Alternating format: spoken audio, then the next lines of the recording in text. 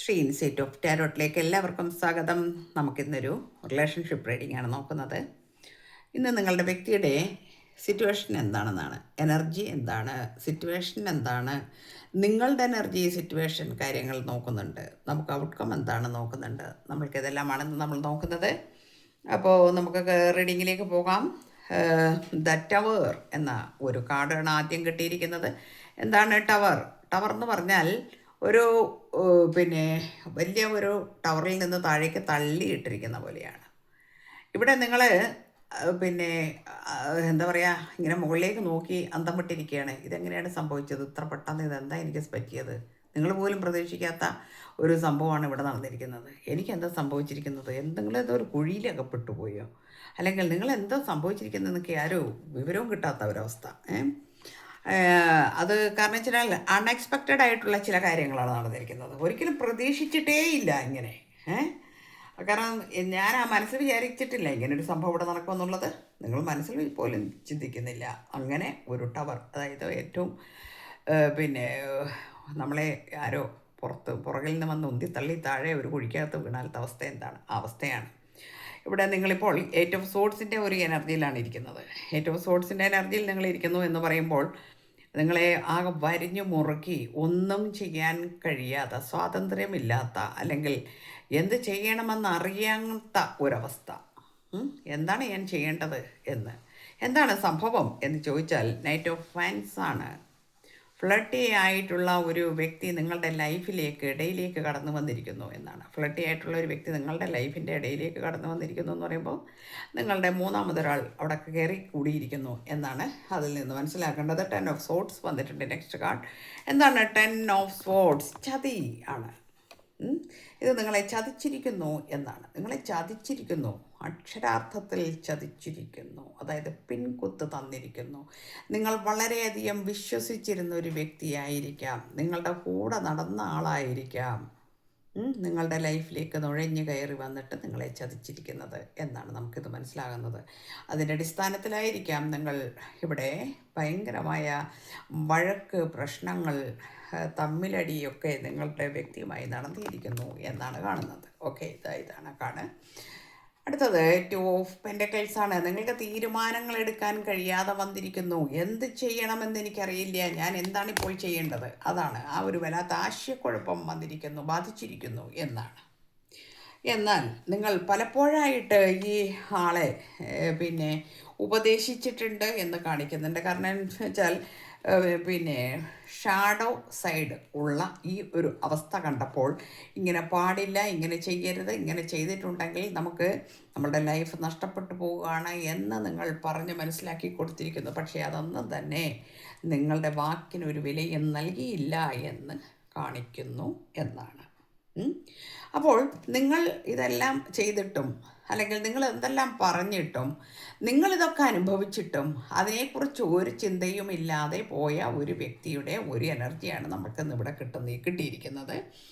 ഇനി ഒരു റിഫ്ലക്ഷൻ ഇവിടെ വരാനുണ്ട്. എന്താണ് റിഫ്ലക്ഷൻ?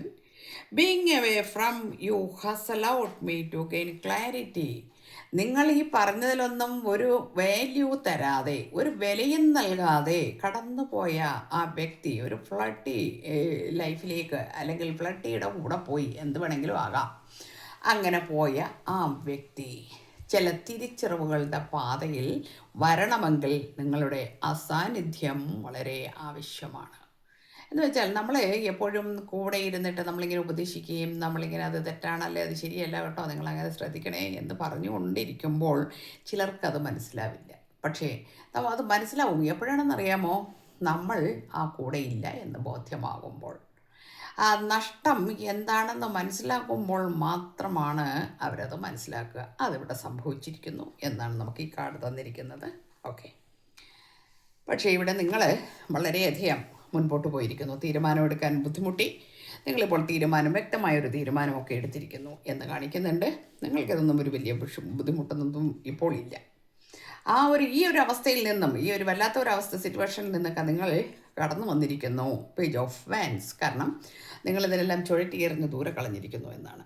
അതായത് പോകുന്നെങ്കിൽ പൊയ്ക്കോട്ടെ, ഇനി എനിക്കതിനെക്കുറിച്ച് അന്വേഷിക്കേണ്ട യാതൊരു ആവശ്യവും ഇല്ല എന്ന് നമ്മളിവിടെ തീരുമാനിച്ച് ഉറപ്പിച്ചിരിക്കുന്നു എന്നാണ്.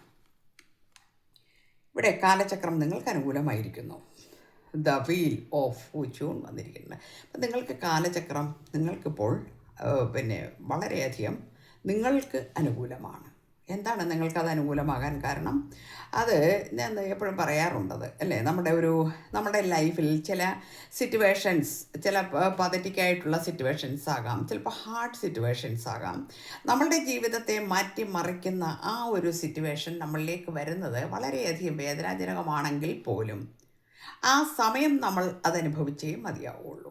കാരണം അതിൽ നിന്ന് ഒരുപാട് ലെസൺസ് നമ്മളും പഠിക്കാനുണ്ട്.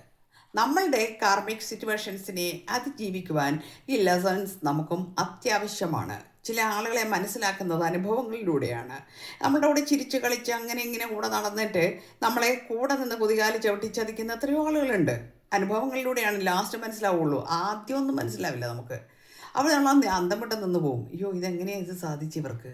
ഞാൻ ഇത്രയും സ്നേഹിച്ചിട്ട്, അല്ലെ ഇത്രയധികം എൻ്റെ വിശ്വാസവും സ്നേഹവും മുഴുവനും ഞാൻ നൽകിയിട്ട് എന്നോട് എന്താണ് എൻ്റെ സർവ്വതും നഷ്ടപ്പെടുത്തി. എന്നെ സർവ്വം നഷ്ടപ്പെടുത്തി. നമ്മൾ ഇപ്പോൾ സാമ്പത്തികമായിരിക്കാം നമ്മൾ കൊടുത്ത് സഹായിച്ചിട്ടുള്ളത്, അല്ലെങ്കിൽ നമ്മൾ മെൻ്റൽ സപ്പോർട്ടായിരിക്കാം. നമ്മളെല്ലാ കാര്യത്തിലും ഫുൾ സപ്പോർട്ടോടു കൂടി നിന്നിട്ടും ലാസ്റ്റ് എന്നെ തിരിഞ്ഞു കുത്തി എന്നുള്ള അവസ്ഥകൾ. അപ്പോൾ ഈ അവസ്ഥകളൊക്കെ നമുക്ക് എന്തുകൊണ്ടാണ് വരുന്നത്? ഇത് ലെസൺസാണ്. നമ്മളിത് പഠിക്കേണ്ടതുണ്ട്. നമ്മൾ ഈ ലൈഫിൽ എല്ലാവരെയും കണ്ണടച്ച് വിശ്വസിക്കരുതെന്ന് ഒരിക്കൽ കൂടി നമ്മളെ ഓർമ്മിപ്പിക്കുന്നു ഡിവൈൻ. അത് നമ്മൾക്ക് മനസ്സിലാക്കും. പക്ഷെ നമുക്കത് മനസ്സിലാവില്ല.